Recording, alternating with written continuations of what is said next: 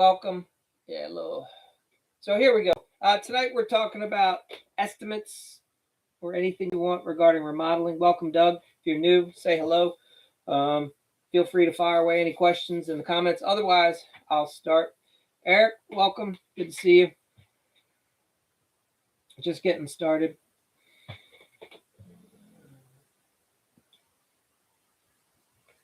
All right. So we're going to start out just talking a little bit about estimating. And then again, if you guys have any questions, feel free to put them in the chat. Okay. So I'm a big proponent in not doing free estimates. I think that you're wasting your time and the homeowner's time. If you've been in this business for more than a couple years, you should be able to give an estimate over the phone. I don't need to see the project. Once they start describing the house, what year it was built, overall condition, and you can't hold me to an estimate because it's just a huge ballpark, right? That's what an estimate is. I don't know. It could cost 50,000, could cost 5. I'd have to come look at it, right? But you give them the range so that you can basically weed out the leads. All right. So if you are constantly giving free estimates, you're training the homeowner that that's how you do business, right? You don't value yourself that much. And I think that most companies won't respect you as much. I've noticed that ever since we started charging for things, we've gotten a much better clientele across the board. So that's been my experience. It's been the experience of many people that have come under us and worked with us. They start charging and they're shocked. They're making several $1,000s extra constantly because they stop giving and wasting all their time. Okay. When you charge someone to come out to their house, that lets you know that they're committed. I'll give you an example. A lot of guys get price checked. Here's what happens. The homeowner is like, yeah, I want to get an estimate for doing my kitchen. What the homeowner doesn't say is, my brother-in-law is going to do the kitchen. But we don't know if our brother-in-law is charging us a fair price or not. We don't trust him, but we're going to hire him. So we're going to ask you, stranger, to waste your time, come out, bid it, look at it, give us an estimate, so then we can price check it against our brother-in-law, because that's who we're going to hire. We're not going to tell you that, but we're happy to waste your time. So if you've been in the business long enough, I think you've experienced that several times. People lie. They have an ulterior motive. And if you're willing to do the free estimate, shame on you. You can't get mad at the homeowner. They're playing a game, and you decided to play their game. So I would suggest you flip it and you play your game, which is no, we charge for estimates. All right. And here's how that can look. Welcome. If you're new, just let me know where you're from. If you have any questions on estimates, feel free to put them in the chat. So if you act surprised and you get ghosted, you get tire kicked, you get revised, where the homeowner just keeps asking you to change this, change that, you've been through the drill. You know it sucks. And you eventually get smoked, as they say. So I have a process where I'm like, don't do the free estimate. Stop doing it. Stop playing that game.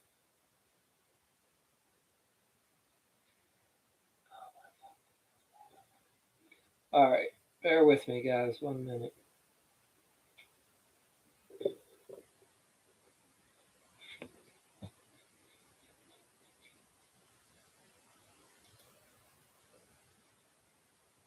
Welcome. Welcome.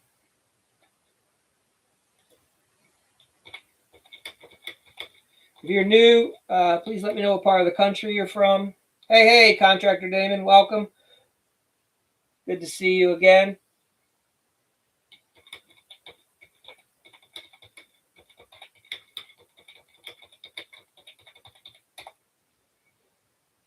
So if you got any questions on estimates, feel free to pop it in the chat. Yeah, man. Get your to-do list. Get ready to roll for the week. I hear you. Hopefully you have a busy week ahead of you. I know we're slammed, so booked, constant. All right. So if you have any fun projects you want to talk about, you have any questions about estimating, you got system questions, you want to understand how to automate some of your sales process, put that in the chat. Welcome to those of you here. All right, I'm going to talk about estimating and why I believe in charging for estimates until people ask questions. All right, so you're welcome to just hang out and listen. And if you want to participate, okay, you're doing a roof and finishing up a carport. Nice. And remind me, what part of the country, Contractor Damon, what's the weather like where you are? Here, I'm on the East Coast, and it's cold, but we don't have any snow right now, so that's good. I'm in Maryland.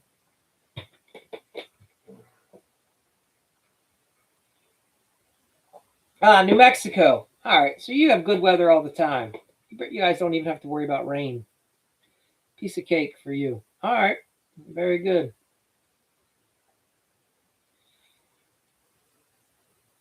Yeah, exactly. Nice, dry, heat. I'm going to be putting out a video shortly where I'm going to joke about how tough of a contractor you are based off of where you live and work.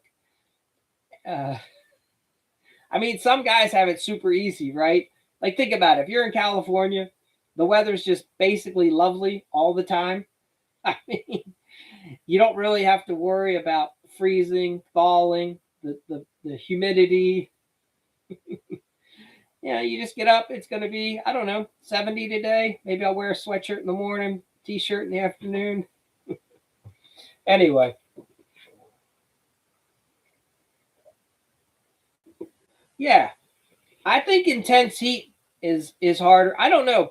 Cold, if you obviously if you work indoors, even the cold sucks because it just zaps you and all your shit's frozen and the batteries are constantly dying. And the same happens right in the extreme heat. So I don't know.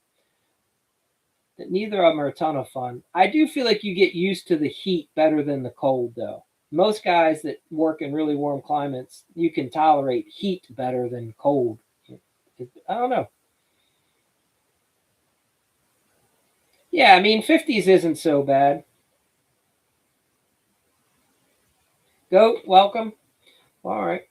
Well, Contractor Damon, if you have any questions, anything you want to talk about on those jobs, pop it in here. Otherwise, I'll discuss some of the sales stuff I have here.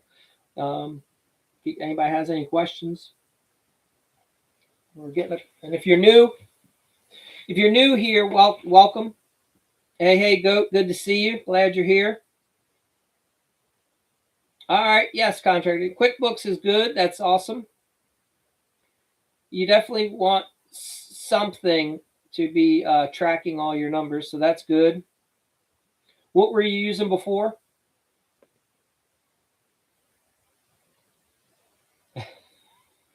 I hear you, Goat. Yeah, I mean, I'm pretty familiar with QuickBooks. I wouldn't say it's my favorite. I would say that I don't enjoy being the one using the data, like or entering the data. I would hire a bookkeeper if it was me.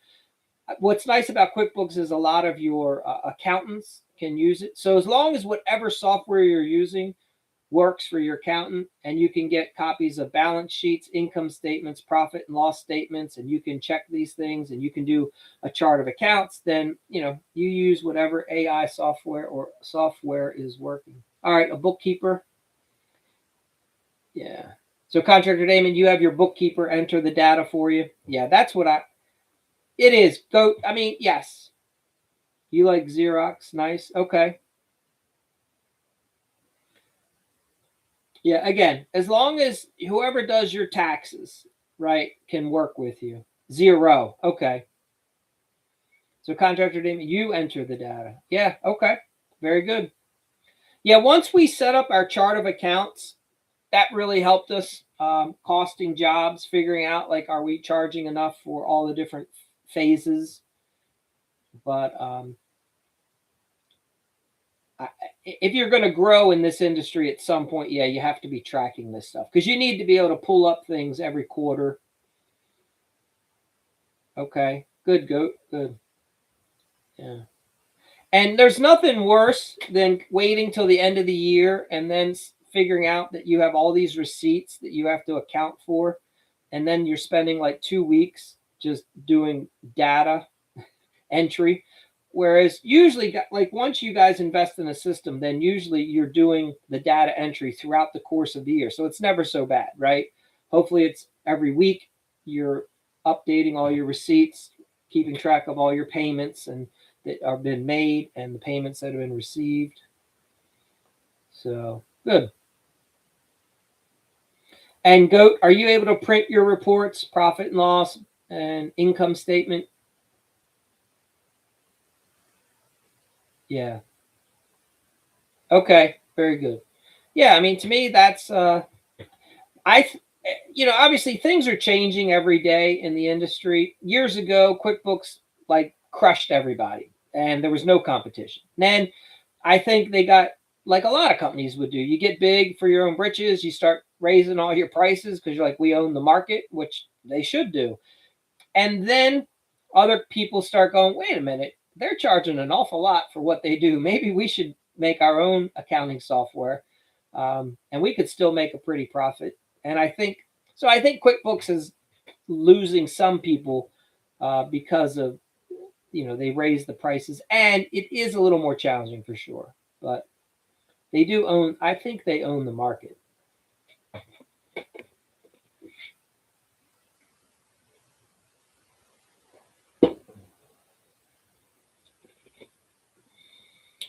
Yep. Well, and Go for you to be doing this yourself. I mean, I give you credit. That's a lot. Like, so when I got started, my at the time I was married, I sent my wife to a training for 2 weeks. She would drive. There was a company in my area that offered QuickBooks training. I think it was an accounting firm, and they did this. They would train small businesses on how to use QuickBooks. So every day from like 8 to 5, she would drive to this company, and I mean it was expensive, but it was worth it. And she got trained how to use QuickBooks for like a small business, and so that's how we did it. But like for you to like take a week or two and then go through the training to get familiar with it, that's a big ask. Where I don't know, it might be better off finding someone to do the data entry for you, and you focus on just selling. Unless you're bringing in somebody. Yes. So it was probably a smart move for you to move away from it. But Contractor Damon, are you doing all the work yourself as far as data entry, or do you have somebody on your team? Yeah, Contractor Damon. Yes, I think the training. To be honest, I think it was expensive, but I looked at it as an investment in the long term, right? So even if it was a couple, I don't know. It was a couple $1,000s probably. Okay, um, but I'm going to tell you, at the time it was worth it because we knew where we were going as a company, and I knew how important QuickBooks was going to be for us, right? And at the time, we were committed to running that. So anyway,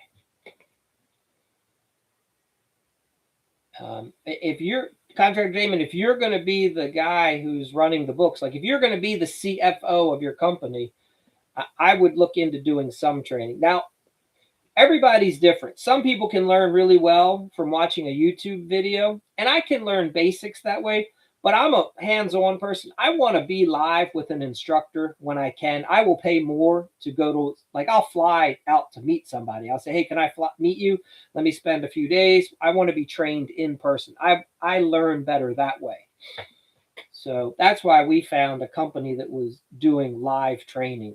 So she could go sit in a room with somebody. There was like, I don't know, 5 or 10 people in her training every day.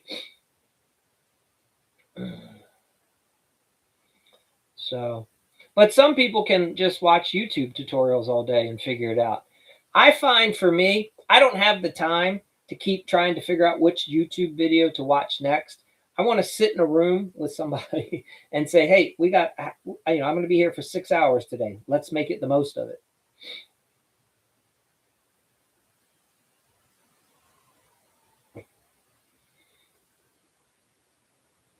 Goat, are you guys and Contractor Damon, are you guys all caught up on your books? Are you ready to be turning in for tax season from 2025?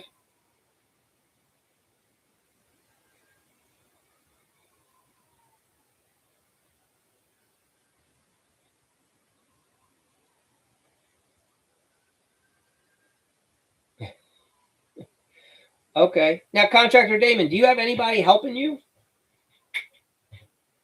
Goat, you're using a bookkeeper? Okay.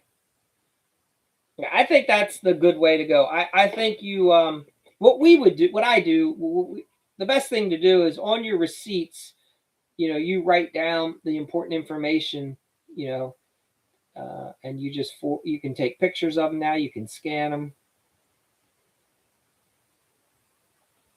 Tile and grain. Yes, you have an accountant. That's very smart. Yeah, that's how we would work.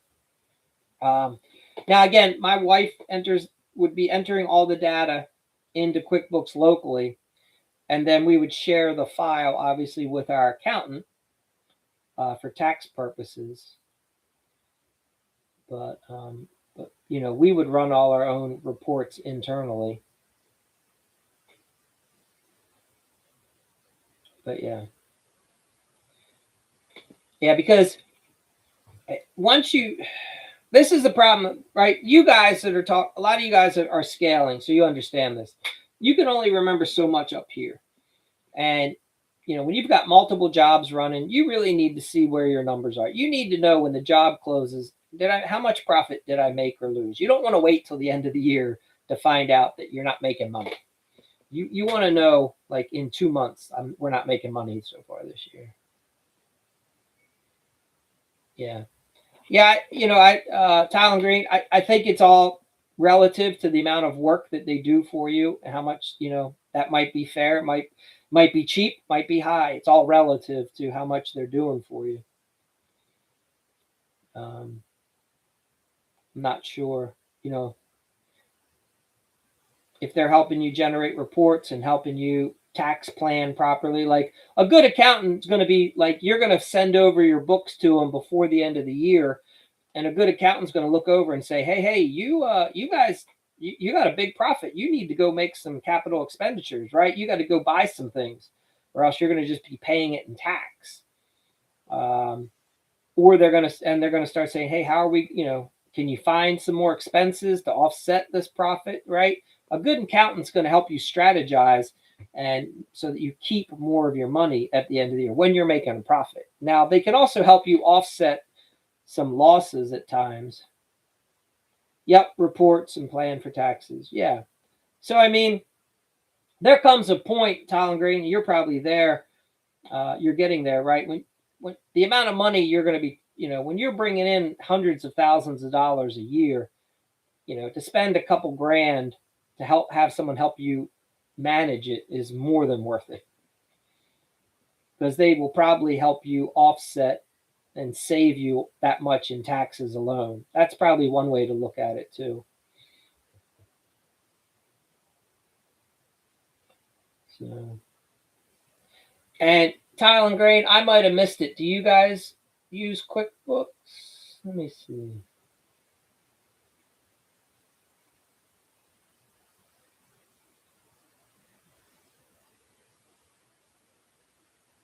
Okay, yeah. Fair enough. So, are any of you guys setting up like a chart of accounts? Basically, to me, a very simple way to look at it, in a project, you have planning, then there's like permitting, there's design work, and then you have demo, hauling, and then we get into the trades, right? Framing, all insulation, all your mechanicals, HVAC, plumbing, electric, right? And then we get into sheetrock, and then it's painting, then it's back to carpentry, installing the finish trim, right? Baseboards, moldings, doors. You have exteriors. So hopefully you guys are breaking them out, maybe like at least like 15. I've been doing my own taxes. Probably last year I'll do my business and personal. Okay. Oh, hey, Tenacious. Thanks for hopping back on. Yeah, I ended up hitting the wrong button and getting somebody in here that shouldn't have been here. So thanks for finding over here. It's a lot to try to do your own taxes, I think, unless you have that kind of mind. Some guys have a good math mind. I looked into being an accountant for a little bit when I was in college, and I was like, But I mean, because I was studying business, And I understand. I'm pretty good with math, right? I understand how math works, but accounting was just a little boring for me.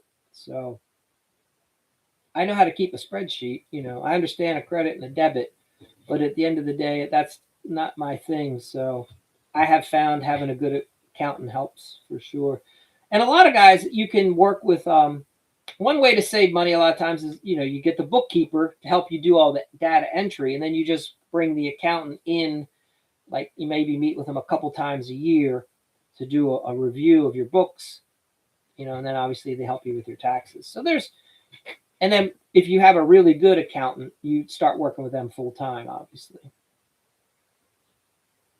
So very good. Tenacious, you should share a little bit about your the flipping business too. I've like I said, I think that that's a really good way for guys. Once you start making some money in this industry, uh, it can be a pretty profitable thing because if you're driving through neighborhoods all the time, if you ever come across an abandoned property or you're you're remodeling a house and you find out that the neighbor is distressed and wants to sell. I mean, it can be a good side thing every now and then to get into an investment property here and there, and maybe even buy one and use it as a rental for yourself for when you retire.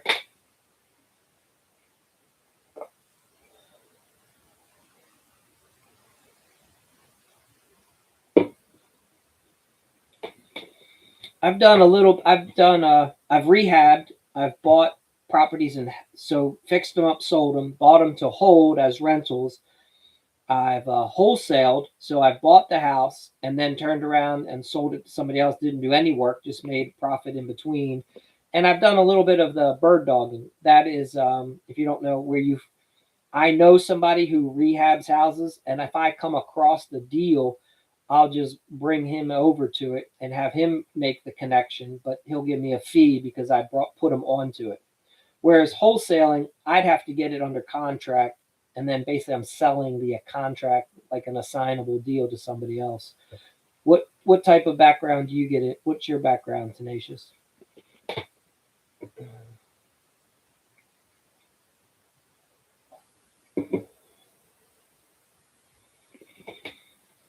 Hello, Cayenne Pepper.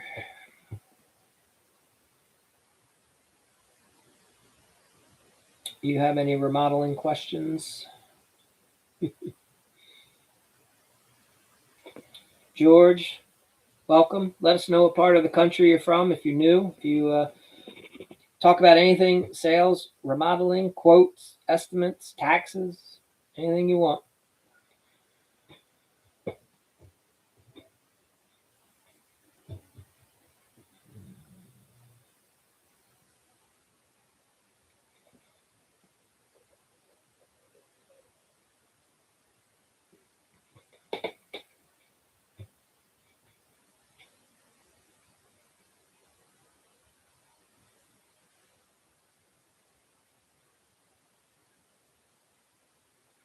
All right.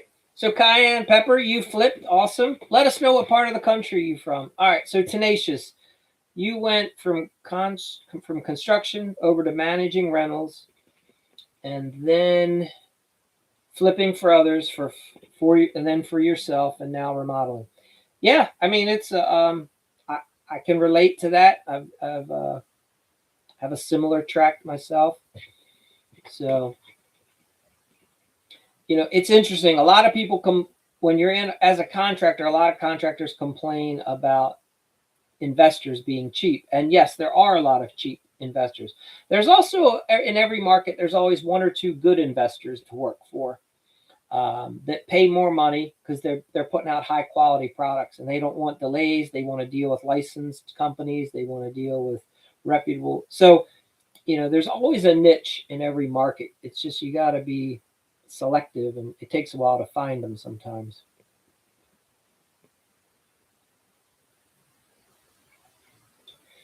Yeah. Thanks for the follow, Cayenne Pepper. Let us know what part of the country you do your real estate investing in. All right.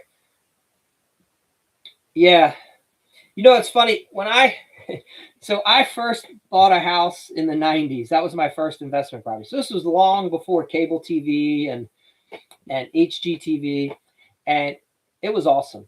You you could make good money. It wasn't that competitive. There was only a handful of people in any given area that got into real estate investing. Um, Most of them were smart. They knew their numbers. They didn't overpay.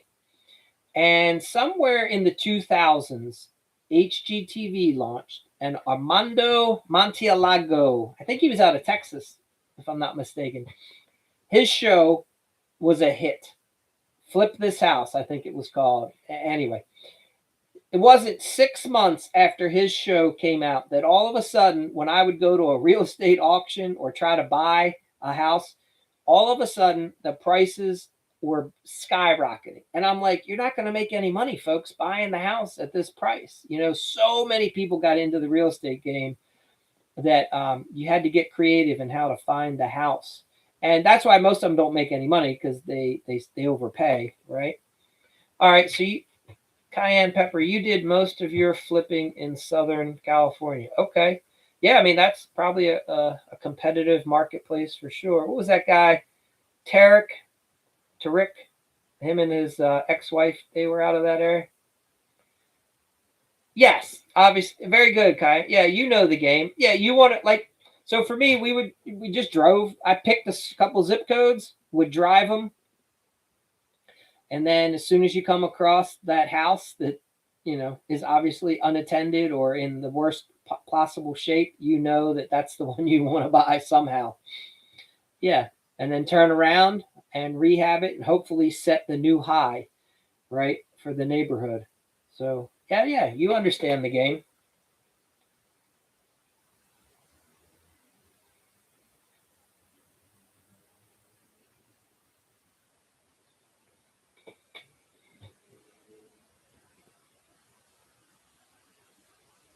Yeah, so I live out in Maryland.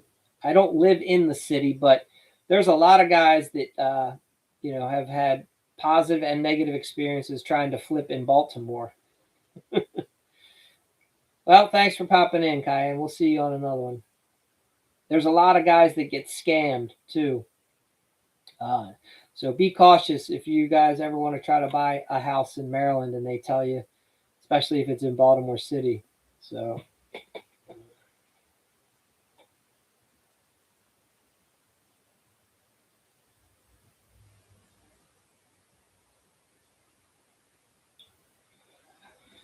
yeah, so Tenacious, if you're talking about your for the remodeling business, 100%. Um, I just put out a video. I think it hit today, talking about that for sure. Years ago, uh, homeowners lived in the same neighborhood longer. There wasn't as much transient activity. Uh, Most communities were more community based, so people hung out together more. They went to church together more. They knew all their neighbors together more. So all of that led to, if you got in with a certain neighborhood as a contractor, you could very easily work in that same neighborhood the rest of the year. That has changed. People now, neighborhoods are very diverse. Neighbors don't even have the time to talk to each other now, that especially after COVID and people working from home all the time, people become like isolationists. They don't even, there's people, they don't even know their neighbor anymore in the neighborhood. They don't talk to them. They don't hang out. There's no sense of community. So even if you land a job in the neighborhood, there ain't nobody telling the rest of the neighborhood how good you are, because they're not even friends. They don't talk, right?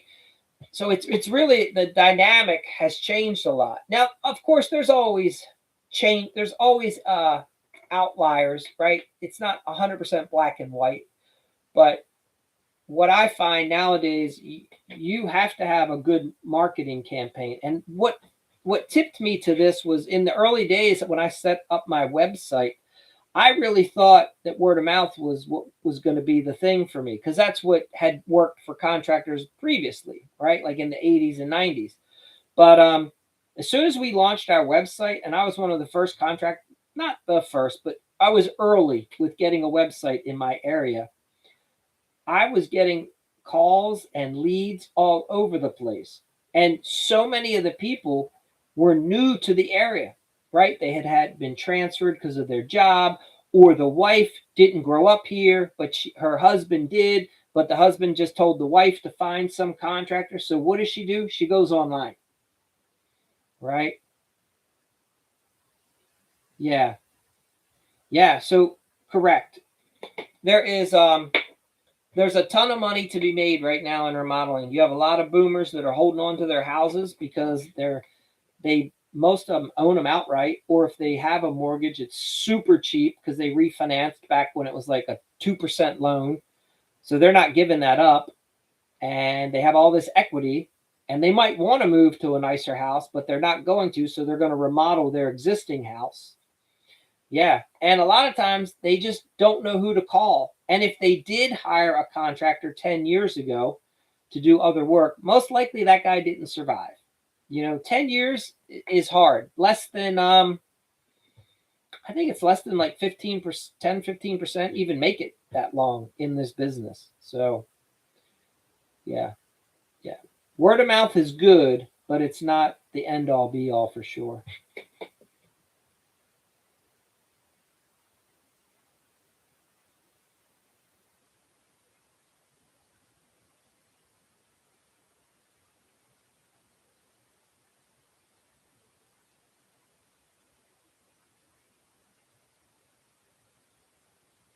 Yeah, and in my area, it is tremendously expensive to try to build a new house with impact fees. Moose Moses, what's that? Moses working? Yeah, I use AI chats. Yes, a lot. How about yourself?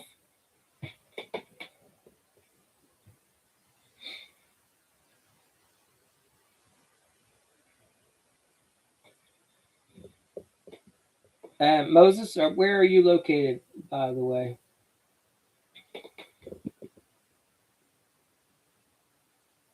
Are you a remodeler, Moses?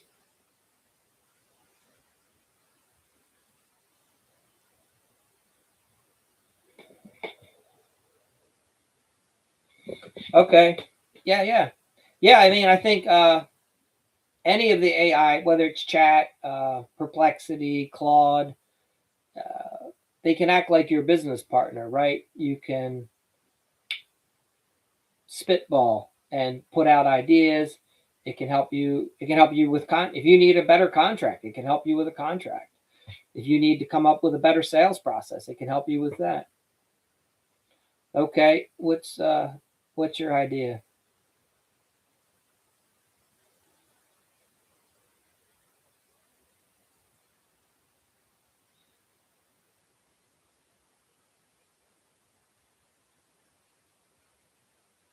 Yeah, yeah. If you can, so yes, you can go down to your local. Now you don't even probably have to go down, but yes, you can get on mailing lists for homeowners that get violations from your city. There you go. Good for you. Yeah, man. Very smart.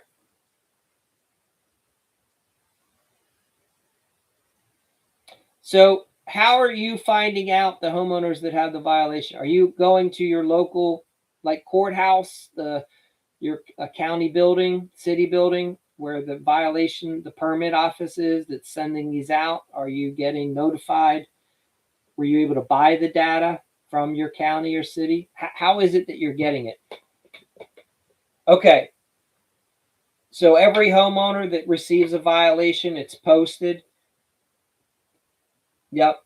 So you're basically scraping. You log into to the county's website or go to their URL, and you scroll down, and then you see the name and the address of the person that got the citation, and then you find a way to contact them.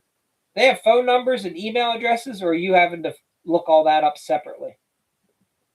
I would assume it's just the name and address. I guess you have to look them up online. How do you make you go knock on their door? Good for you. Okay. Yeah, man, you're smarter than the average bear. That's a very good That person has an immediate need, right? They have a problem and they're going to pay a fine if they don't get it resolved. So good for you. Yeah. No, it's a good idea. That's what I'm saying. It's like having a business partner. You break down you break down um, in the chat that you or AI agent that you like. You explain your business, what you do, how you do it, where you do it, and yeah, you can ask it for suggestions on how you could do it better or make more money.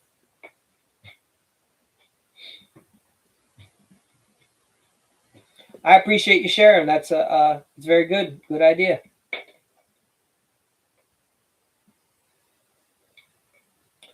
So for me this year, my plan is we are launching.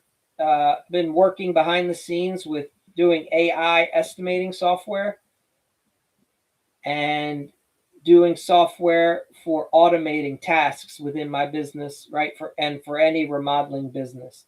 Uh, like anytime a homeowner calls you, and if you're going to set an appointment, a standard text message or email would go out, things like that. So I've been working a lot on automating a lot of the tasks that have to be done every day in the business, and we're building AI software right now so that this is awesome.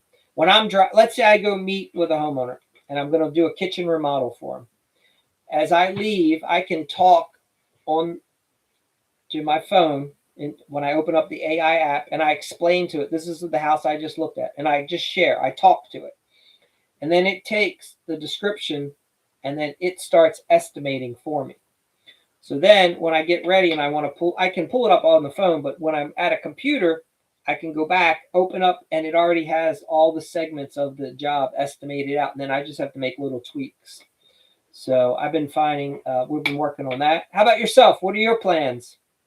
What are you working on for 2026?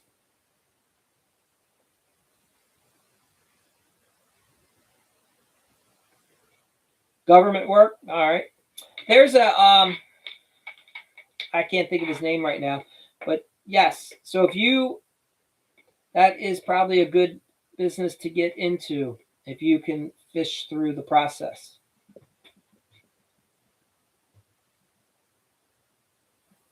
Are you looking to do like local government or federal government?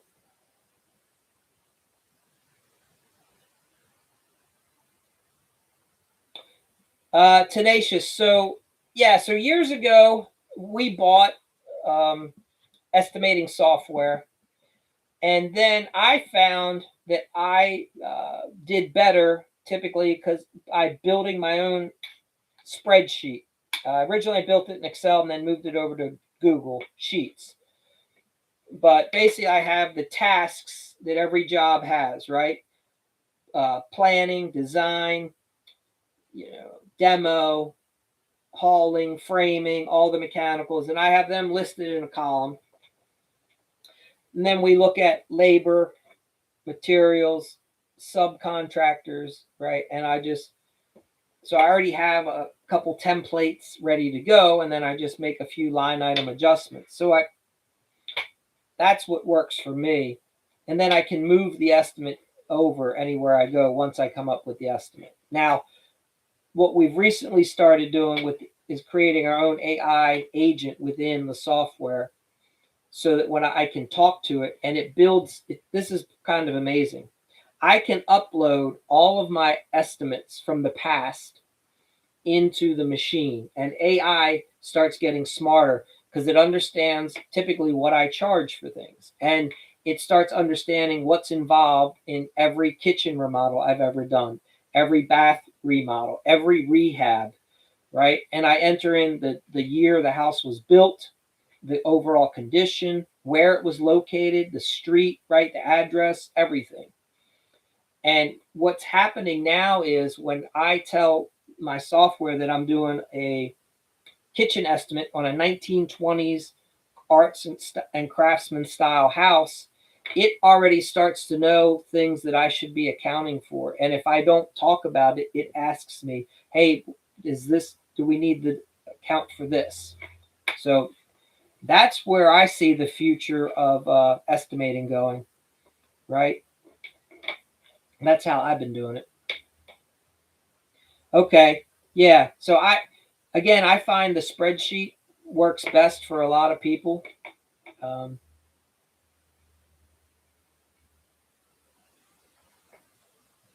yeah, yeah. Because this is what's crazy, and maybe like here's what I found over the years. I'll have 6 kitchen room estimates that I look at, right? Let's say I'm on a kitchen kick and I'm just talking to everybody about kitchens. A lot of it's similar, and then there's always a few nuances. And the nuances are typically based off of when the house was built, where it's located, how it was built, okay, the year it was built, right? But once we get past that, like, it's the same stuff. It's cabinetry, it's framing, it's electric carpentry. So once you can build up a database that starts to understand that, on average, if I know that my plumber is typically going to charge me $6,500 for the amount of work that is typically necessary on that type of a kitchen remodel, I already start to have an idea. And now the AI machine can start to understand everything that I understand about the business. And the other thing,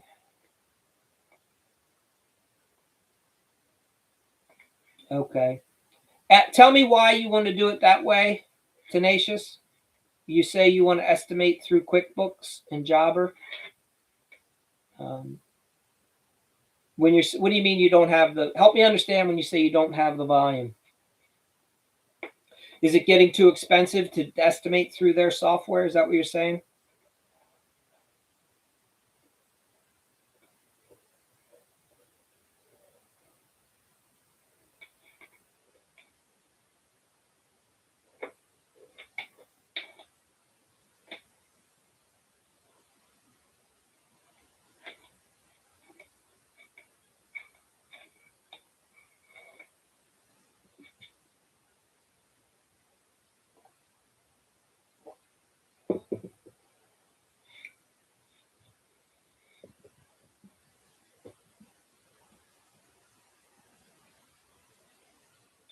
Yeah, Excel is. Now let me ask you something. Follow me for a second. Would this work for you? This is how the software we're working on works right now. I literally will say, I just looked at a 1970s brick rancher. It's got a brick front and it has aluminum siding on the back and rear. Homeowner currently has a screened in porch, 12 feet deep, 24 feet wide, and the homeowner also has a 12-foot deep deck by 20 feet wide. They want that deck and screened in porch removed. Currently, the roof structure is a shed. They want that taken off. And they want a new screened in porch that's going to be 16 by 24 and a new deck that's going to be 20 by 16, 2 sets of staircases, 5 steps each. And we want to do a turn gable roof, stick built, possibly, maybe truss built. We're not sure yet. For the screened in porch, we're going to be approximately 4 feet off the ground. All right. And we're going to use we're going to use the architectural style shingle. Will tie into the existing house. And imagine just doing that and then having the estimate auto populate your Excel spreadsheet. All of a sudden starts to auto populate. It takes the demo cost, the hauling, it adds a permit fee if you told it to. Okay. So it builds it for you. And then all you now have to do is just go in and maybe change a few numbers and add a couple additional lines. Maybe something that you thought, that's not there. Or maybe it found something that you forgot about. Would that style of estimating work well for you? What are your thoughts if you could do it that way?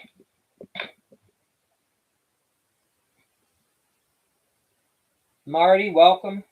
If you're new here, just let us know where you're from. We're talking about estimating and using AI for your software.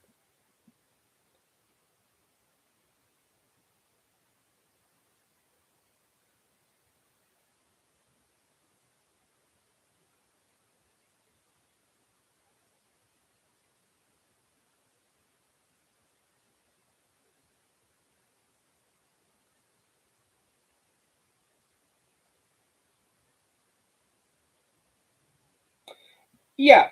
Okay. Yes. So imagine this. Correct. Here you are. You fed your software all the information about the job. It's building the estimate behind the scenes for you. Then you turn it. Now you tweak it, and then once you get the numbers where you want, now you would hit the next screen, and it would formulate in a format that you can then send to the homeowner, print it, whatever, email it, text it. I don't know. I like to be in front of them talking about it, but yes. Now, when you're saying an invoice, let me ask you, when you estimate a job or quote it, what is it that you would be showing the homeowner next? Or are you just the next stage is you need it all to move over to a contract where you have scope of work, description of materials, a schedule, the payment terms?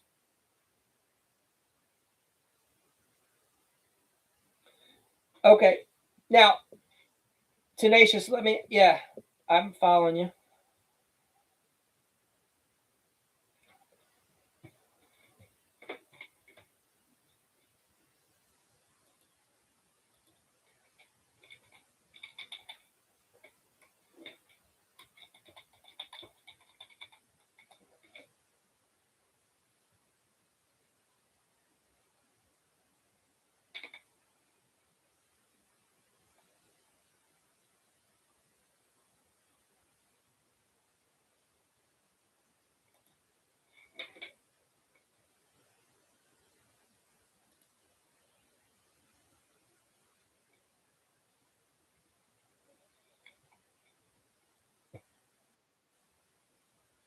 So Tenacious, when I look at Jobber, I mean, can't you?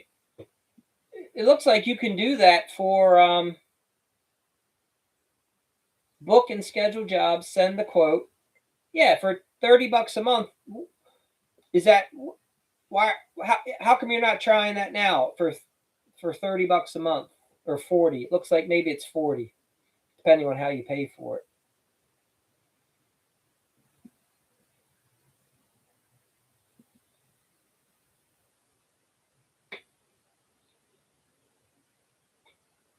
I mean, to me, that seems pretty inexpensive.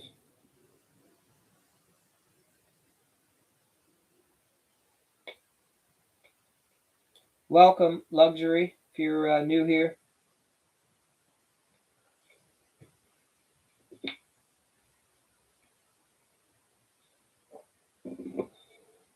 we're just talking about some estimating and automating systems within your remodeling business. So if you have any questions, feel free to put them in the chat. Let us know where you're from.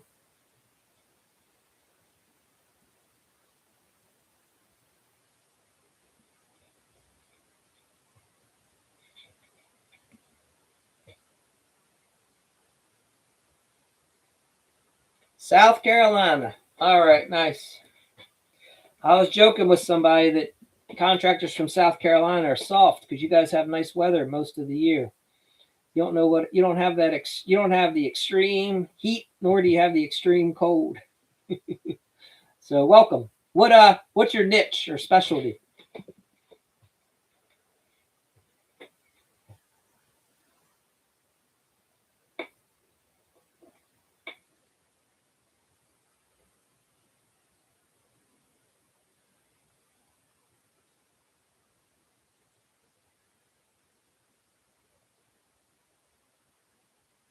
All right. Well, yeah, I hear you. All right. So let's see. All right. So Tenacious, you're telling me you're just running two guys plus a handful of 1099, just looking for the leap to automate. Yeah. I mean, maybe this is the year you do it. You know, I'd recommend if you're not following me to follow. Um, and then luxury, you're saying I don't have a system yet. I do use Square for services, but I need to get it together. Okay, you started off with roofing, but you do everything at this point. You like exterior models the most.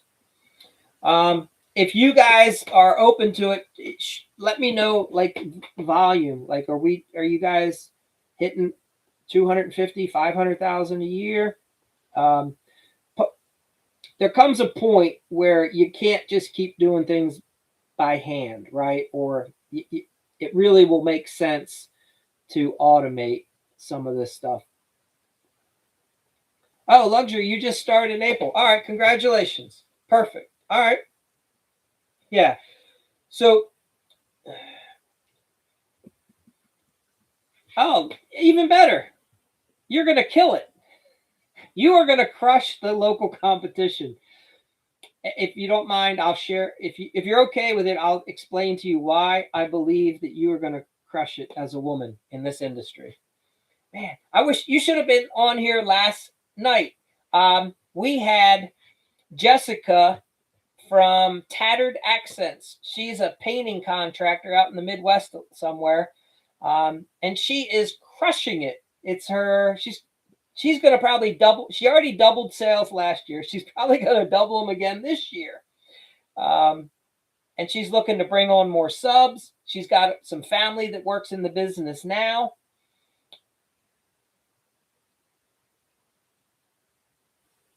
Okay, MB Construction and Remodel. Okay, so tell me what's all right. So luxury for less. I actually like that name too. Cool. So think about this. So I do coaching as well, right? A part of my business is I work with other remodelers to help them get past their ceiling. You know, because every business owner, myself included, we only get to the level of success that we're capable of on our own, and then we hit a ceiling, and then we have to get new skills to do more and get to the next level. So early in my career, I hired a business coach. He wouldn't take me at first because he said I was too new and didn't do enough by him. So I had to keep beating on him and begging him to let me work with him. And he was right. I wasn't ready for it, but it worked. And I was dedicated to learning the craft and learning the business. But so that he helped me excel my business tenfold. And after a few years, I started noticing that I enjoyed that. Okay, so where I'm going with this. All right, so tenacious 250, mostly kitchens, baths, and basements. Perfect. Okay, so you're doing enough volume that's good. So you're doing, because a kitchen should take you probably 2 months if it's a full gut rehab. A bath is probably taking you 2 weeks to a month. So you're managing a couple jobs. All right. So good. You guys are in good places here. So,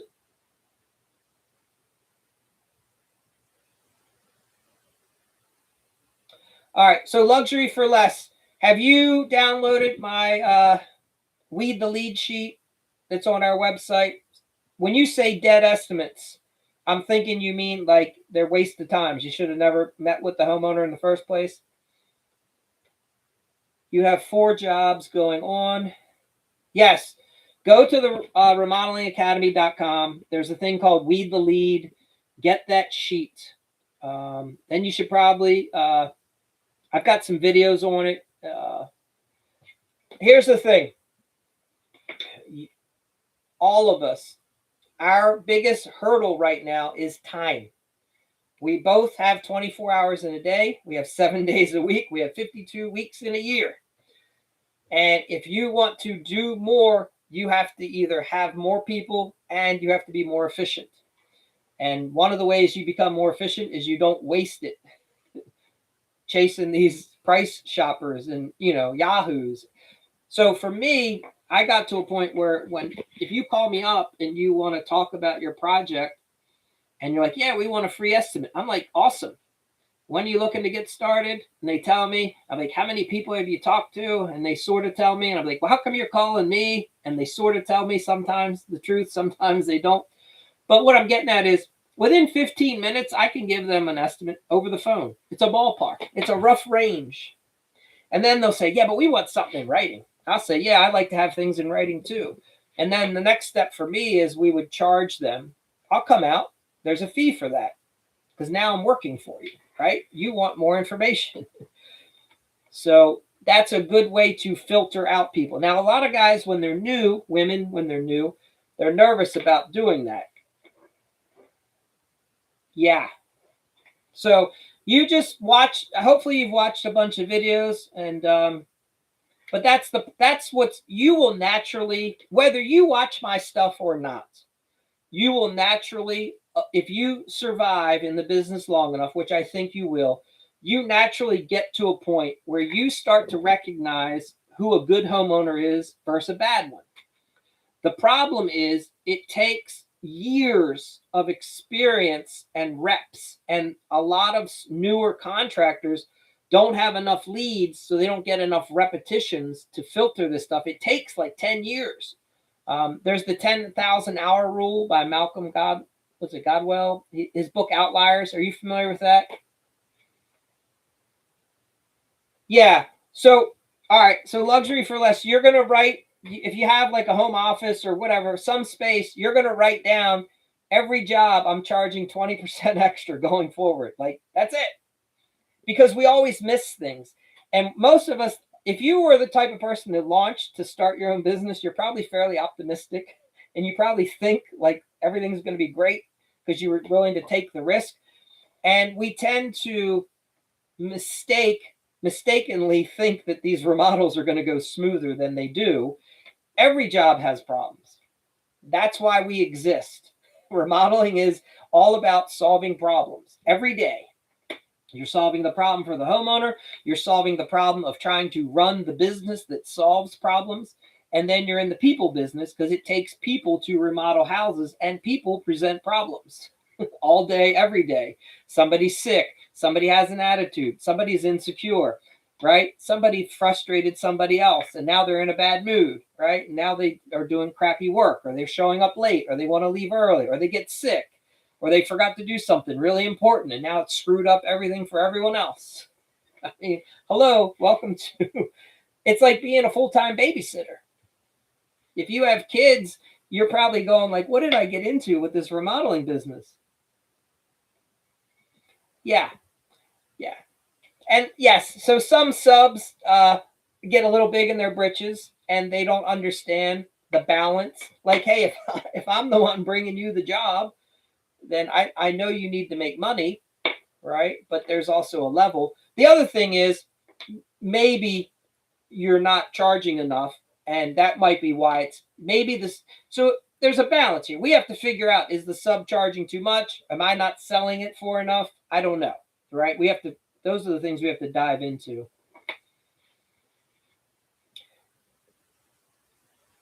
All right, so luxury for less. You have 4 kids, a single mom. Yeah, so you know this. Like it's a lot of work. I give you credit, girl. It's a tough business, but don't worry, you're gonna make it. Here's why: women don't have egos for the most part. If you will always be open to learning and putting away that you have to know everything, if you don't mind asking questions from people that have gone ahead of you or in front of you, you will learn from them. So your rate of accession, or you'll have less issues because you'll be open-minded and willing to learn from others. So you don't have to bang your head up against the wall like the other guy. Most guys in this business, they'll drown, they'll go out of business, they'll commit suicide before they ever ask for help. It's crazy. Never seen anything like it, except when you talk to a man that owns a remodeling business. Some of the most stubborn, hard-headed people that ever exist. And it doesn't have to be that hard. They just will refuse help. Refuse it. Absolutely. They'll be drowned in, and you're trying to throw them the lifeline. They won't take it.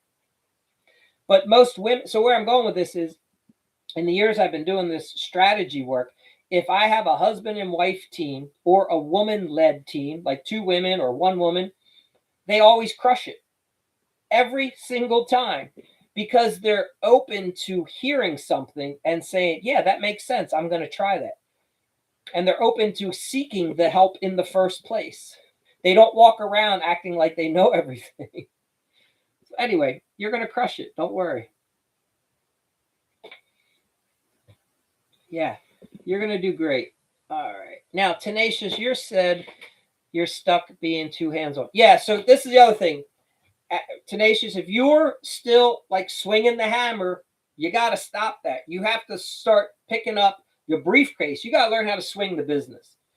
So I don't know where you're at, but if you're the guy who still shows up, puts on the tool belt, this year you got to stop that. You have to elevate your crew. Somebody on your team has to take your spot.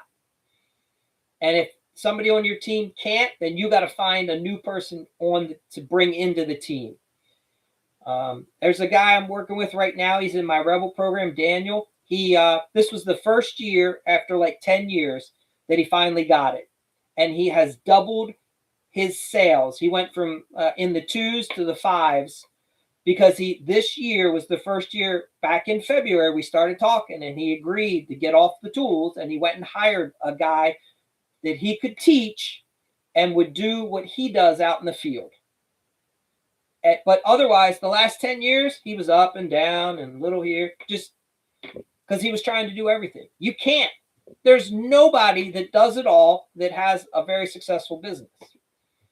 Think about this. If you go to like a sub shop, let's say, think about your rationale from it. Imagine tomorrow you wanted to open up a sub shop, or you wouldn't make all the sandwiches every single day. The first thing you would do is hire somebody to make the sandwiches because you'd be busy running the business. But yet for contractors, for some reason, the guy's like, I got to be the guy. I got to be on site all the time. Yeah. All right. So who's running the business while you're out doing the work? All right. You guys get it.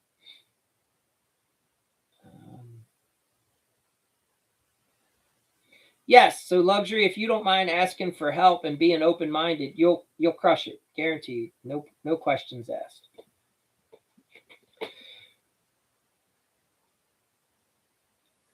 You'll slowly start charging more money because luxury for less. You'll realize that you're not charging enough.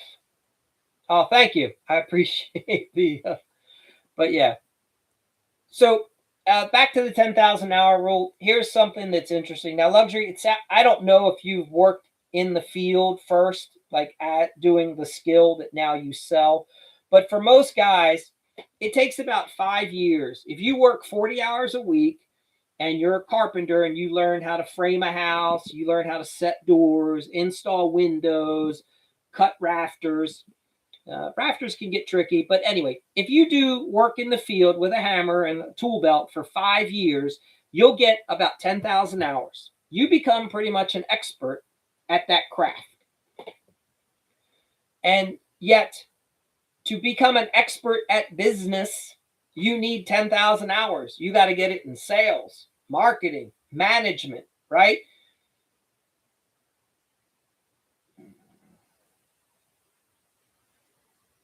Okay, so you saying you had to because your sub was not doing good, but I want to do yeah. So if you're follow me for a minute, there's a lot of people in this industry that want to be self-employed. They say they have a business, but really they just want to be self-employed. And that means they want to just work for one homeowner. They want to drive their truck, have their tools. They want to go to the store, pick out the 2x4, put it on the truck, drive it to the house, cut it, install it, right? They want to do everything. You'll never do more than probably 500,000 a year. And that's fine. If that's your goal, you can still make a profit if you price things right, but you'll have to wear every single hat and do every single thing. If you want to grow a business, you have to have somebody in the field doing the task. And you have to then pull back and run the business, or you need to partner with somebody who's going to run the business. Somebody has to run the business. And that's the person who's not wearing a tool belt and isn't going around grabbing and picking up 2x4s to deliver them, to cut them, to install them, or painting, right? Or putting on the shingles. Yeah. So you have to get people to do that for you. And then you work on your sales and marketing. I bought another contractor and partnered with him 50-50, and I just don't feel. Yeah, that's a tough thing. He's probably not pulling his weight. I don't know. But most likely you're more capable than he is. Yeah. Look, and this is, I don't mean to be disparaging. There's a lot of good people in this industry. There's a lot of hardworking people. There's also a lot of people that maybe construction was their only option because they have like some ADHD and they haven't figured out how to get focused. And they have maybe addiction issues. So they're not working at 100% every morning. Like it takes them a couple hours to kind of get their wits about them in the morning, just so they can do good work for you. Or you can only get a couple good hours a day out of them where they're focused because they got all these issues and their phone's blowing up and their kids getting in trouble at school and now they're having to leave the site, right? Like, so, you know, people are people. People have problems and people have struggles. The trick is finding the best people that you can to bring in to be part of your team.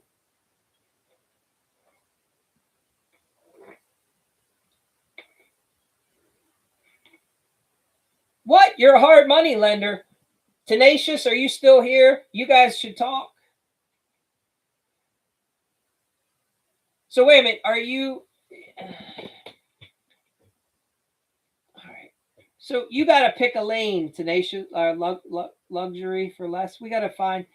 How are we able to stay focused? We're doing a lot of things here. What one thing do you really want to do well in this year? Because if you're a hard money lender, why not go all in on that? I think that's a lot easier if you have the money. I mean, then maybe not in your area. Yeah, so if you're real estate and flip houses anyway.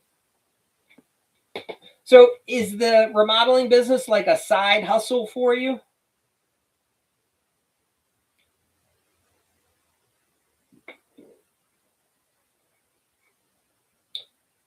So luxury, you should look into, in my profile, there's a link that you can get. And one of the links, you can get a free book that I have. It's called How to Get Paid to Estimate. But you can also, if you like, you could book a strategy call and we could talk for like a half hour about your business. And I think I could help you get a few thoughts clear and maybe come up with a good plan of focus for the upcoming year.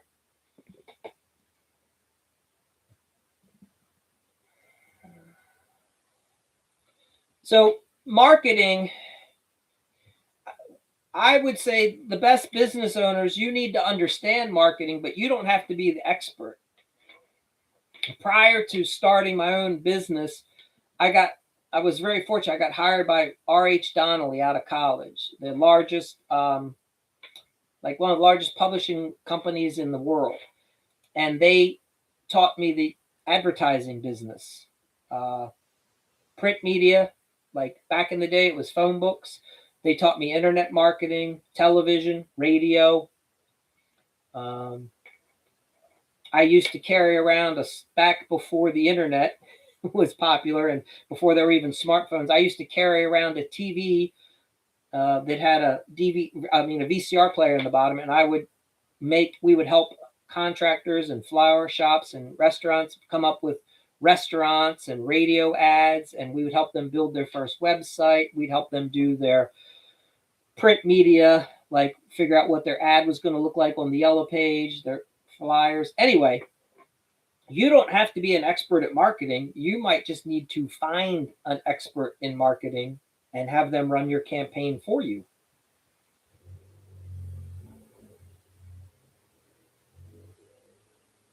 You grew from your real estate experience. Yeah. So are you also a licensed realtor? Did I see that in here? Maybe I missed that. Maybe I didn't miss that. Yeah.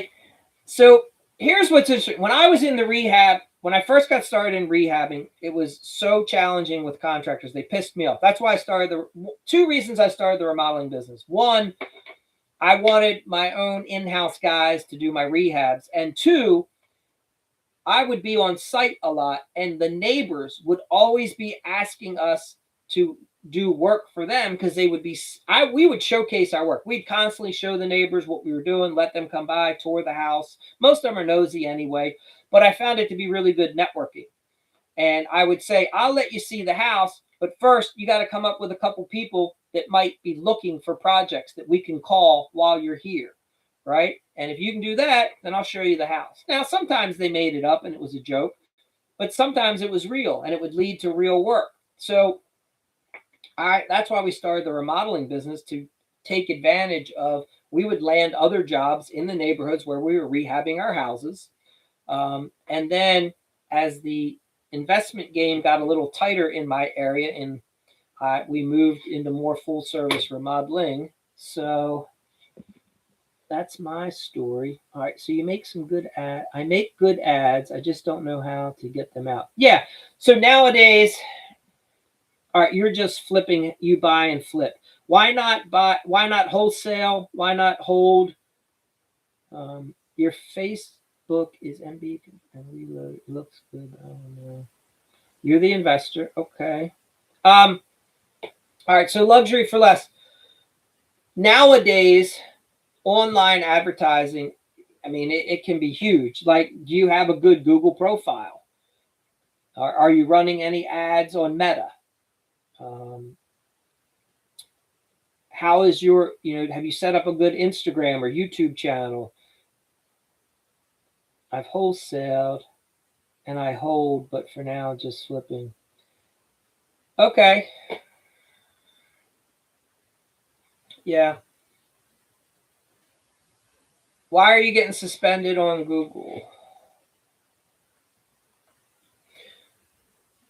Which business is getting suspended?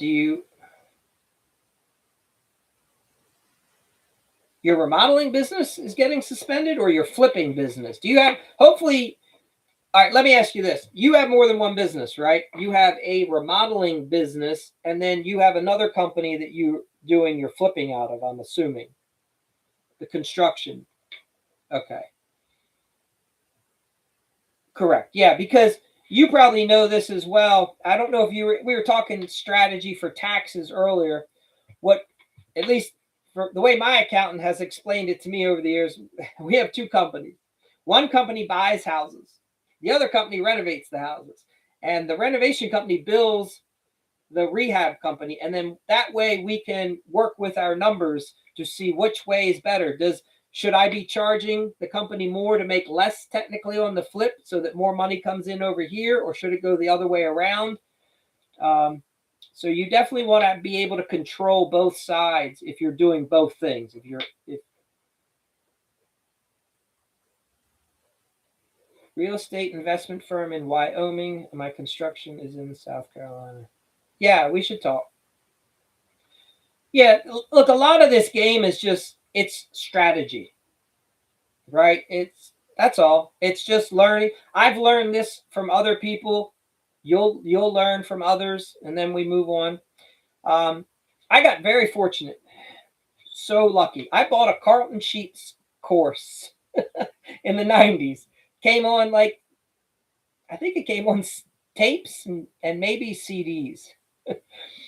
And then I met a guy in my area who was a real estate investor. Uh, and he just so happened to be open and friendly. And I asked him if I could take him out to eat one day and ask him about his business, and he was open to that. Turned out that this guy was a huge real estate investor in my area. He was flipping 300 houses a year. And he was open to me, like, learning from him the game. So I never flipped 300 houses in 1 year. He did. But I would flip several. In fact, he would call me up constantly. Hey, Mike, you want to partner on this? He was a big partnership guy.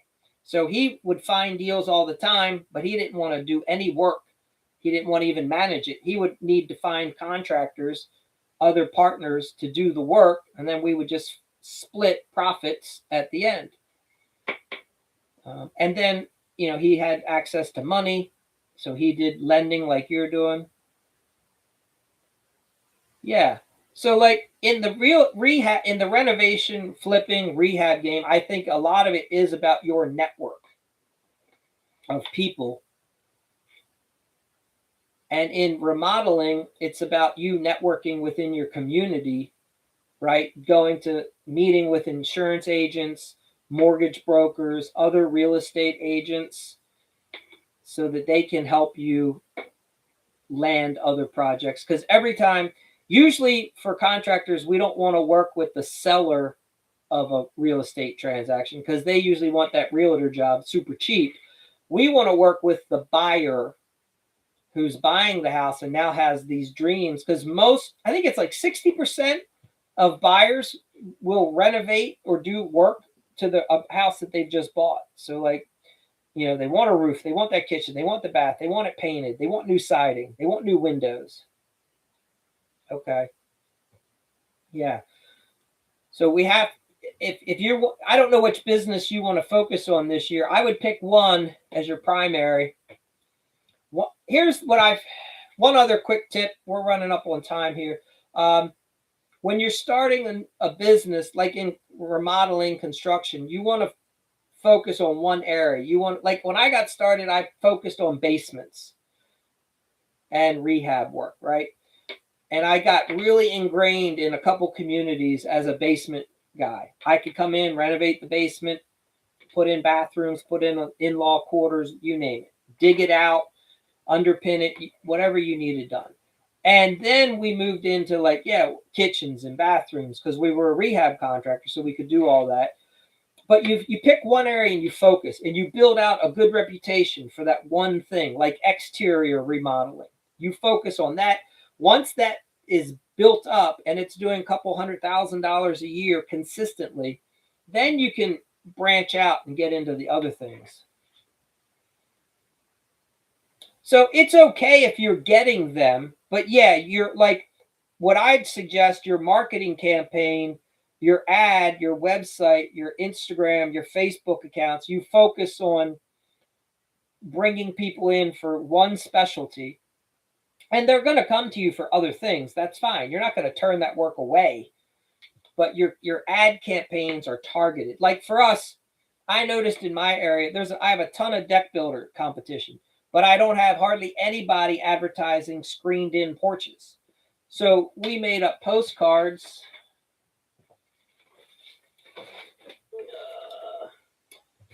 I think I have one over here, but I made up postcards for screened in porches, and we did a huge advertising campaign, and we sent out thousands of these because I wanted to be in a smaller pile. I didn't want to have to compete. It's not that other contractors can't do it. They just don't advertise that they do it. So anyone who was wanting a screened in porch would call us. If they just were looking for a deck, they'd call the 20 other deck companies. Do you see what I'm saying? So you want to find like a little niche in your business, in your area, and go heavy on that. And exteriors are perfect. You're the exterior makeover specialist, new soffit, siding, windows, doors, roof. Tattered accents. Okay, I'm glad you're here. Tattered accents, you need to meet Luxury for Less. You two women are going to crush your designated construction spaces this year. Luxury for less. Yes, that campaign of advertising for screened in porches paid off really well for us.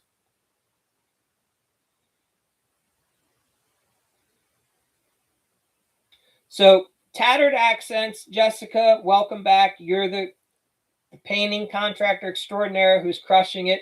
I was telling Luxury for Less earlier that she should have been here the other night to meet you because she's crushing the exterior remodeling game in her area.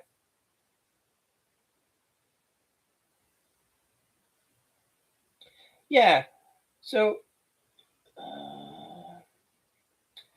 here's Luxury for Less. The postcards are exceptionally are a pretty good market to advertise in, but you have to do it in combination with some Facebook, like online ads as well.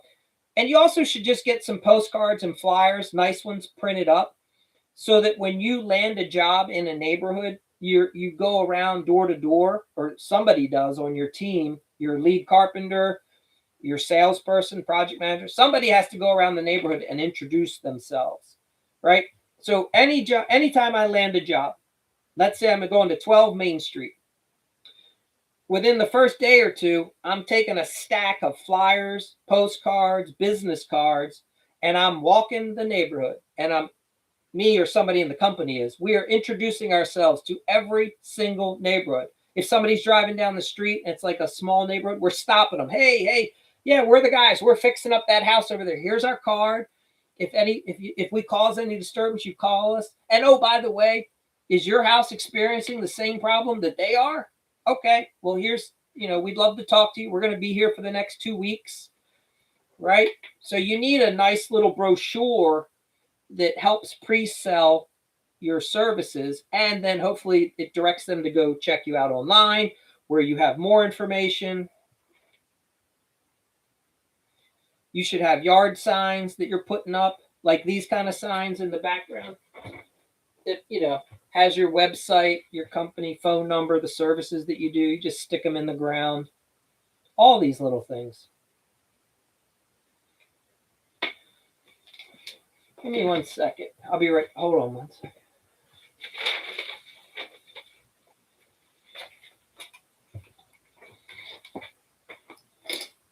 So, one thing for marketing ideas, when you come up with this is the screened in porch postcard that we would do. Once you come up with this, you tie that back into your online presence so that when somebody sees when they get the postcard in the mail, if they go online, then they see the similar ad that you're running on your Facebook or Instagram, right? Okay, very good. But like you need something in the wintertime, a holiday. You want to sell services when people, around Christmas time. So this is a bigger postcard that you can get. You can mail these. You can hand them out. This is the cheaper version. So you can get a bunch of these printed off, and then you can hand these out to people. You can make a nice trifold. I don't have a trifold here at the moment. We do dollar bill ads. If you guys, it's an ad that looks like a dollar bill. If you have like the what's it called, the little marketing saver, it's a little money mailer that a lot of homeowners get. Yeah, so postcards are inexpensive. They have never been free for me. We pay for them. But yeah. MB Construction and Remodel. Okay, very good. Now I'm seeing you. Thank you. Awesome. I might have missed some comments. All right. But yeah, all good things. If you ladies are you ladies are good. You're just gonna implement some extra things this year, and your sales are gonna go through the roof. And don't worry, one problem creates another problem. But at the end of the day, you're problem solvers. That's why you're here. These are all good problems to have. Growth is a problem that you want. You want growing pains in your business. It's what's going to keep you sharp and keep you excited. It's how you don't get burnt out and bitter, because you wake up each day with new problems to solve instead of the guy who's stuck at the same. A lot of guys in this industry are stuck at the same number every year, and it's just like Groundhog Day for them. They wake up and they hate life. Yeah. Yeah, so I'm not saying direct mail. It is direct mail works good in combination with other things. So if your vehicles are lettered, if you have yard signs, if you have a web presence, if you go around and introduce yourself in neighborhoods, what we do is we target. There's neighborhoods I know you want to work in. You've probably gotten a job and you're like, man, these homeowners, these guys have money. This is a nice neighborhood. People take care of the house. Everybody wants to keep up with the Joneses. So then you target areas like that. And when you hire your company, the mailing company they ask you what zip codes you want to send to. And then you target specific areas to send these postcards out to. In my construction business, I offer financing. MB Construction, there's something off. You're not meeting. You need to watch one of my videos where I talk about the difference between selling to bargain buyers to luxury buyers. Okay. Luxury buyers, people that have money, don't want to use their own money. They want to use your money, somebody else's money. They want to keep their money in their investments or in their 401k or in their stock plan.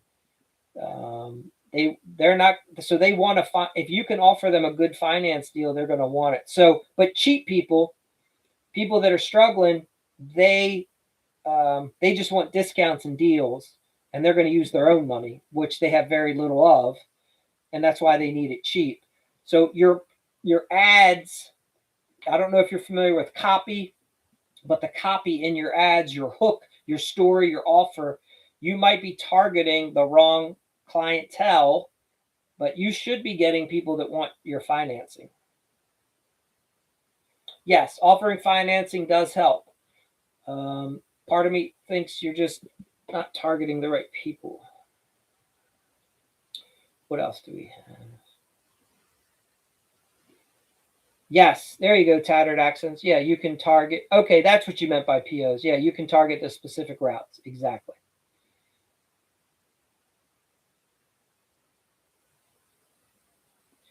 Yeah. Yeah, so probably MB construction, you probably just need to alter your marketing message. I don't know if you've done client avatar work. There's a lot of work you do on the behind the scenes where you build your ideal customer. It's called your client avatar. And you come up with what they look like. You describe them, how old they are, the types of work that they do, the income levels they have, right? All the demographics, the sociographics, typically what level of education do they have? What are their beliefs about the world? You put all that down so you have a very clear vision. You should have a picture in your office of what your ideal customer looks like so that all of your ads are targeted. Will this ad attract more of that type of a person to my company?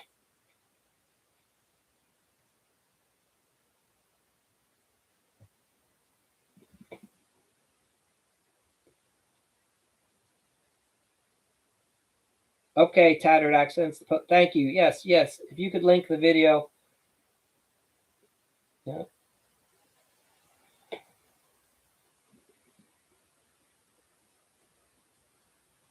Yeah. So the good news is this. Think of it this way. When somebody says you need to do marketing, you need to do advertising, the average person thinks, oh, I just have to put an ad together and send it out. What you just don't know what you don't know. Like there's a reason why there's specialists in advertising and in copy and marketing because they've spent years figuring out the exact specific wording that's going to go on this postcard. Somebody spent days figuring out this headline to make sure it tracks their ideal client. Somebody purposefully figured out these graphics, this color combination. There's a lot of psychology that goes into putting this together if you want it to be effective. If you just throw together something randomly because you like it might look pretty yet perform horribly. You see it's all connected. There's a ton of psychology that goes into making this effective. That's why certain companies will crush it with their ad campaign, and other companies, it's just a waste of money. So,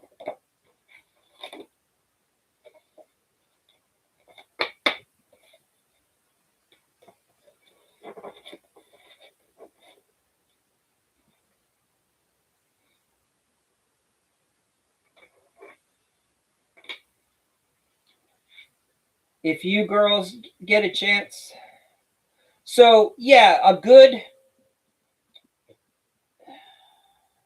in my have you ever do you guys have the Val Pack in your area? In my area, there's something called the Val Pack. If you contact somebody at the Val Pack, one of their sales reps, hopefully in your area you find a good one.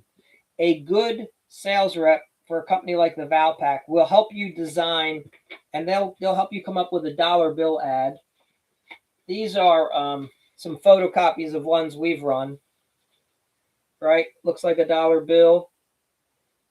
Fronts and backs of different ads that we've run over the years. So a good marketer will understand ad copy. They'll know what the hook, the headline, the body, all the content, your hook, story, offer. And yes, they'll design it for you. You just have to show them your company colors, your logo, and hopefully a picture or two of some work that you've done or work that you're trying to get. And then you can take that, and once you have you run it a few times. This takes time. You have to do iterations. But once you find and have run an ad for several months and you start finding that it works, then you can branch it out and start putting it in a bunch. And that's when it becomes rinse and repeat. So it takes a little while to get there. And I'm not saying your first ad's going to knock it out of the park. Some people get lucky. Most people takes a couple versions to get an ad that works and lands, as they say. But once you do, then you open up the floodgates and you just start dumping that ad out there and paying a lot of money, investing a lot of money, because it's going to come back to you because that ad converts, right? So there's strategy within advertising. But yes, they'll design it for you.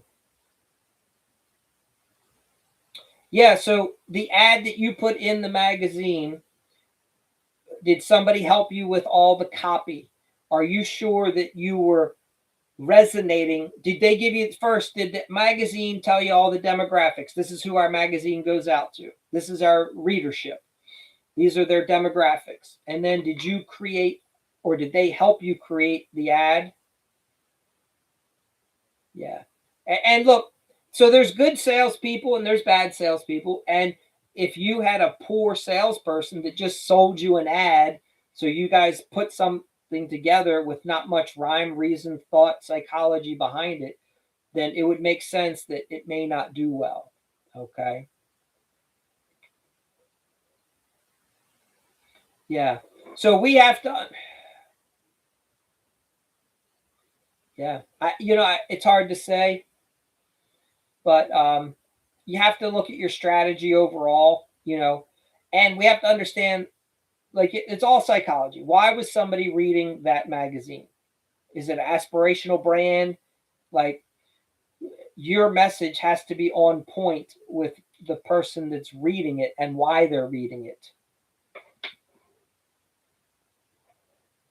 So it may have been a good magazine. It may have been a bad ad. It might have been a good ad in a bad magazine. I don't know. So,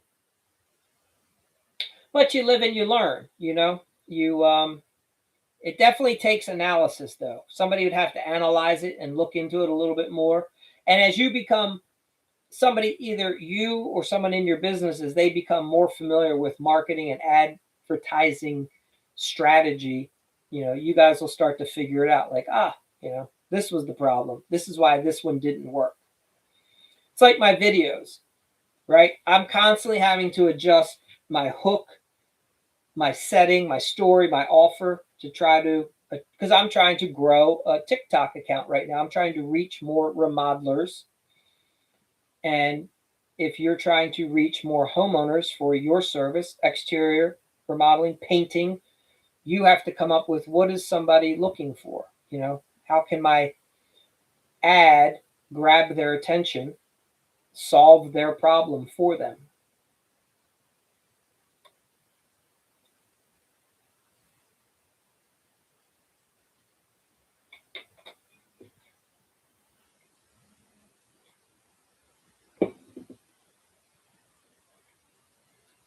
Okay, that's good to know.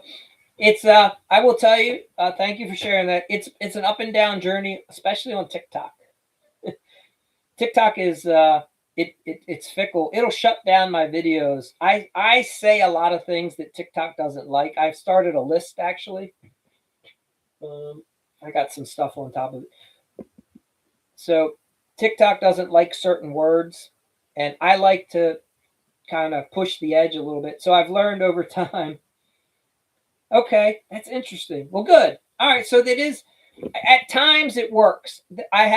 So if you watch my viewership views, some of them go up, some go down, and obviously some of that's my fault, right? Some of my ad words, videos, I think the concept's cool, but obviously the public doesn't think so.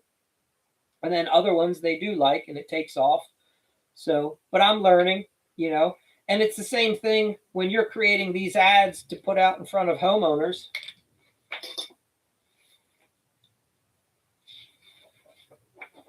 right? You have to try different hook, headline. They're all different. And you, over time,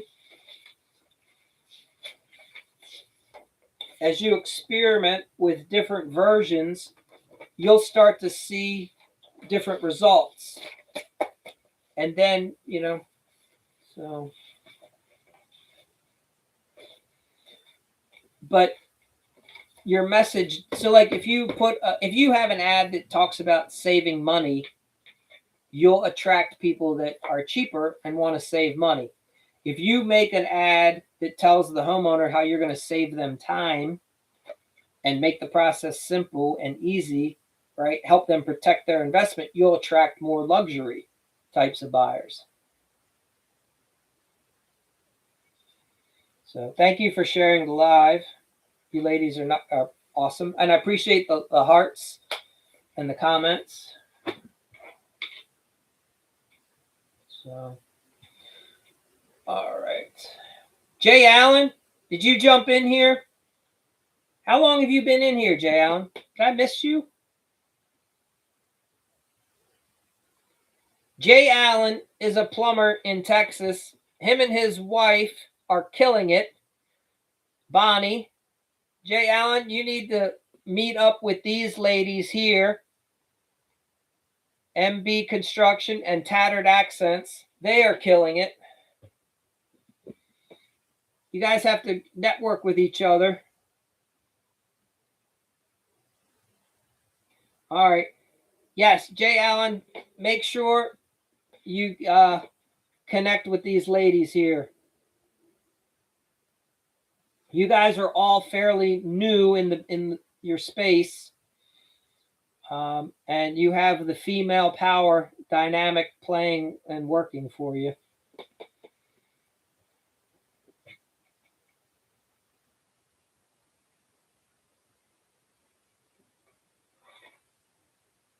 Yep.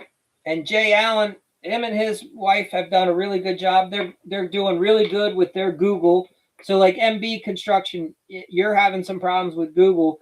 You should look up Jay Allen's company's called Horseshoe Plumbing. You should look them up online because they are doing really good with their Google account.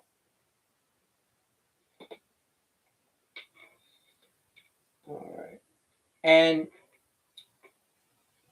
Jay Allen's spouse Bonnie is doing a really good job with their Facebook account as well. She's putting out some good content, right, Jay Allen? You guys are starting to, I think that's working really well for you.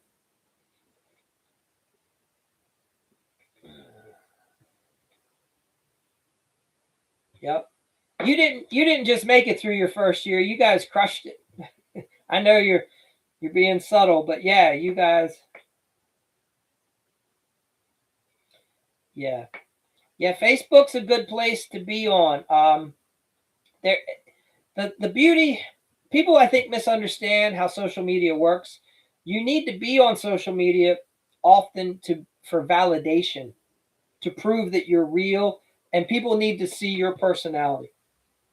Some people are going to see my video and hate my face. They're going to say that guy's a jerk. I can't stand the way he looks. I don't like the sound of his voice, whatever. And right, or my personality style just doesn't work. The other people are going to say, hey, I like what he's saying. It's pleasant. I like it. So companies, when a homeowner is shopping for someone to come to their house, they want to know who they're dealing with. Like, what's the vibe for the company? So it helps if somebody in the company can be the spokesperson. It doesn't always have to be you as the owner. It can, but somebody has to share, like, hey, this is the energy that we put out into the world. This is what we're about. This is our vision, right? And then homeowners will connect to your personality first. And once they've connected, you pretty much can land the job. Money is not the issue once they've made a connection this way. So that's what you want to, in my opinion, that's what a lot of your social media should be doing, helping share your personality to get it out there, to help people make that connection when they're trying to figure out who to buy from.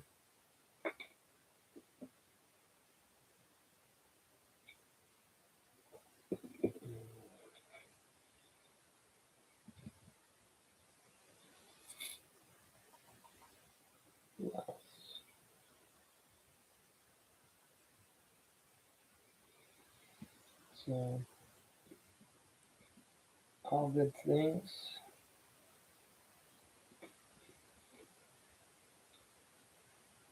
Yeah.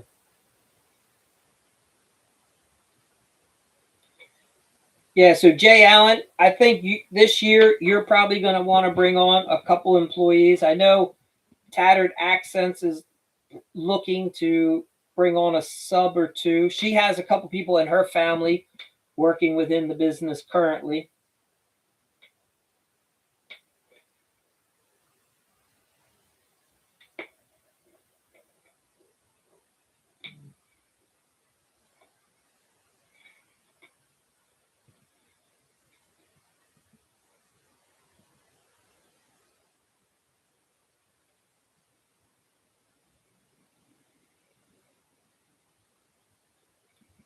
So what else? Who else do we have?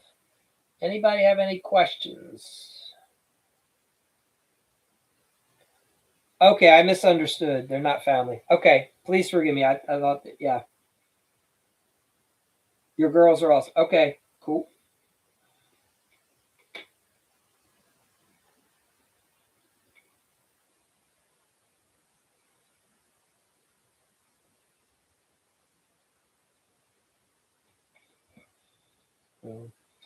All right. Well, yeah. So tonight, it's not. Don't worry about it. MB, it's fine. You're going to be fine. What I'm saying is, you want to focus on, in my opinion, the fastest way. The market has shifted over the last several years. In remodeling, it used to be that you would put out there, we do it all. No job too big, no job too small. One call solves it all, right? That whole phrase and whole saying. It's still somewhat true, but that type of a message is too wide nowadays. There's too much competition, and there's too many people online. Everyone's distracted. There's the average consumer right now is being just overwhelmed and bombarded. So today, what's working really well, the companies that are crushing it are finding a niche, a hyper niche. So for instance, like there's a company out of near Jay Allen, it's a couple girls, women, they do luxury accent walls. A couple $1 million a year, accent walls. That's their niche. They still do remodeling. Okay, they'll do a kitchen, they'll do a bath, but when you go to like their account online to look them up, it's just luxury accent walls. And when you hyper focus like that, you can quote those jobs faster. Everybody can just get very clear. This is what you do, and you're awesome at it, and you're a specialist, and they get hired because they're a specialist. Whereas I might compete with them, and I'll be like, well, yeah, I can do an accent wall. And they're like, well, yeah, but you kind of do everything. These people only do accent walls. I think we're going to go with them. So there, from an advertising campaign, you would make more money when you hyper focus on one thing. From being a business owner, to make you want to be able to do all the things as you get to talk with the people, right? And sure, we can do the kitchen, we can do the bath. Yeah. So it's more about the way you position it in a sense.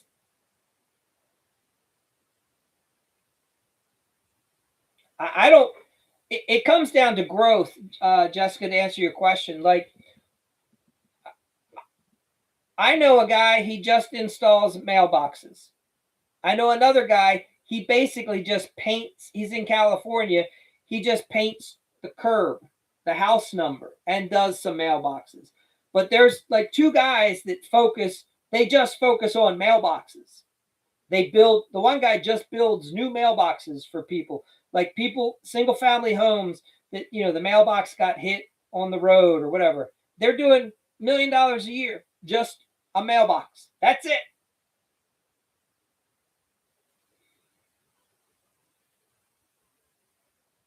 I know another gentleman up in like Michigan. He just does garage flooring. That's up. He will mainly does epoxy floors for garages. That's it. It's all his advertising is. That's only, and he is swamped. Now, he takes a little bit of break every winter when the weather's really cold because it's not ideal to do epoxy floors, but he's worn out at that point. So he takes a break. But I'm just, again, this guy's that, so you can be hyper focused. And when you become well known for it, then you can still do the other services, but all your ads are focused on, see, you pick the one thing that your company crushes and will do better than anybody else, right? And then that's how you get the new clients most of the time. Yeah, so like if you like exterior home makeovers, I like, if you like exteriors, MB, I would just pick that thing and just show that in my ad campaign and structure, and have that very much highlighted when they first come to my website. You can still do all the other services and you still share that with people, but your online presence is focused. Yeah, it is, Jay. It really is. Like, even in your business, you could be well served by coming up with like one niche in the area that you see a need for. Maybe it's water filtration systems. I don't know. I'm not, but what I'm getting at is, as you do more work, you start noticing, we've done like 15 of these jobs last year and they were all profitable and they were good. We liked doing them. And, then you focus your ads. Maybe it's just a hot water heater replacement. You're the water heater replacement company. You're the go-to for your area. Doesn't mean you don't do other plumbing services, but it means that that's your primary one.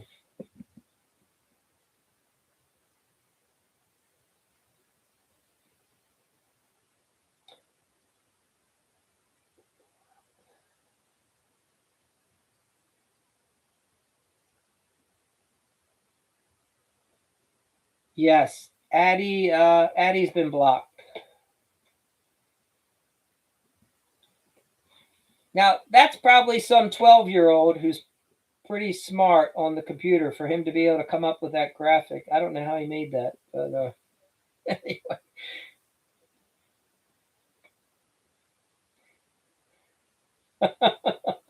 I do need a moderator, Jessica. We should talk. We could work something out. As these down the road, when they become more popular, for sure. Oh, okay. When you block, thank you for sharing that, Jessica. Where do I?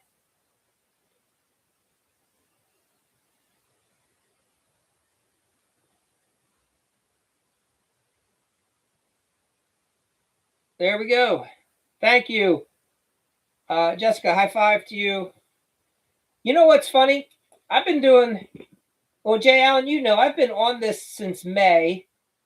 I've gone live, I don't know, well over 200 times at this point. That's the first, I guess it's because it's getting late, but that's the first time I've ever had that happen in here. Oh well, live and learn. There's always something coming up. Thank you, Justin. Yeah. So Addie's blocked and muted.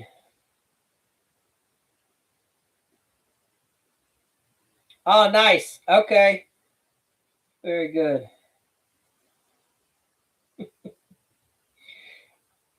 Yeah. It's got to be some 12-year-old, right? Or it's a 35-year-old living in the basement of their parents' house. Could be either. Somebody who's definitely doing a lot to contribute to society that can spend their time. Yeah, exactly. We're dealing with a high achiever.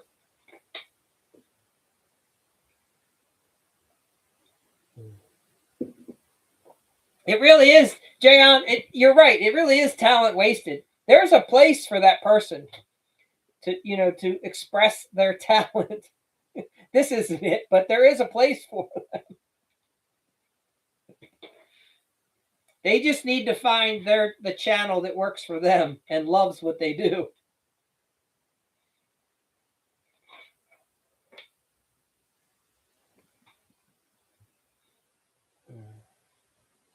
Very funny. So, all right.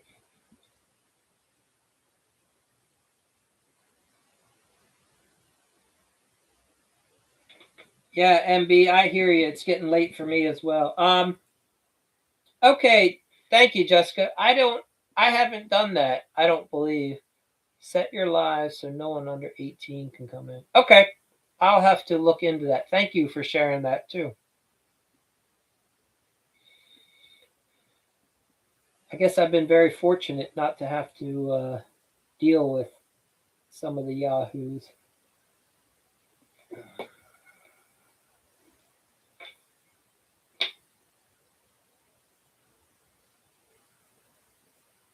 Yeah. Yeah, B, thanks for joining. Keep crushing it. You're going to do excellent out there.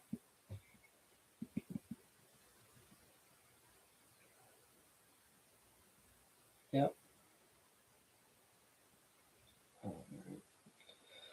All right. Well, we might wrap up. I might wrap it up as well, unless if anybody has any questions or anything you wanted to understand.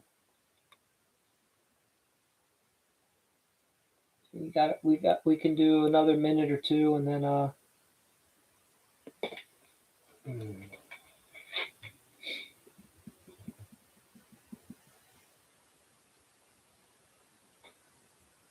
yeah, appreciate that. Yeah, thank you, Jessica. All right.